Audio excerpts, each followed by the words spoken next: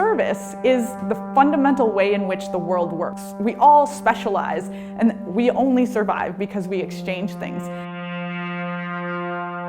And it's not, when we're buying even products, we're not actually buying products. If a farmer exchanges something with a baker, exchanges some grain for some bread, they're not exchanging products, they're exchanging skills and expertise and knowledge, and that's what service is. So the whole world works as kind of service exchange. So that actually illuminates this idea that service design can kind of bust out of the walls of traditional services and traditional spaces where services are being delivered. And actually the society and the whole kind of way the world works is open ground for service designers.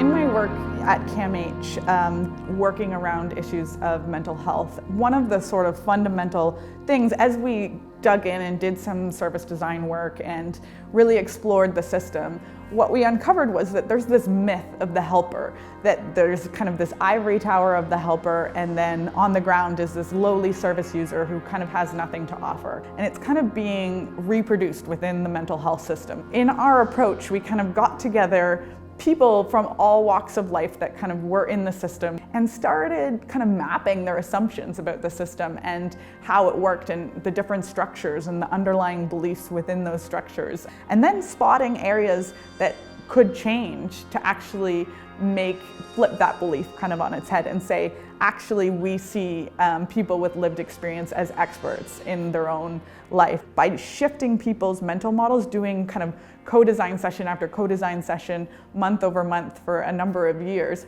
working to shift those kind of beliefs, changing policies, changing existing services, creating different ways of evaluating services with people with lived experience, partnering in that, creating a platform that enables people to reflect and change their own thinking, that then they are kind of mobilized to make that change in a more widespread way.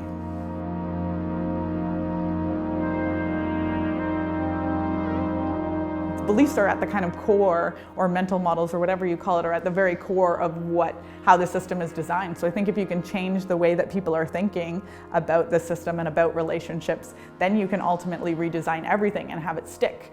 But if you redesign services without changing the way people think, then slowly it's just going to gravitate back to the old way of operating.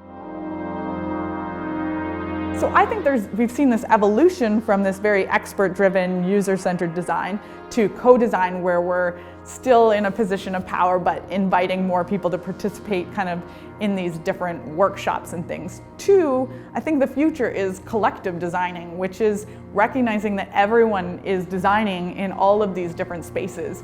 And that doesn't mean everyone has the same level of expertise in design, but that people are already doing it. We're all kind of reshaping our lives and reshaping how the world works all the time. So if we can use design to kind of elevate the capacity of all people to kind of create their preferred future, I think that's the future, and that's collective designing, if we can really mobilize people to use service design skills in all walks of life.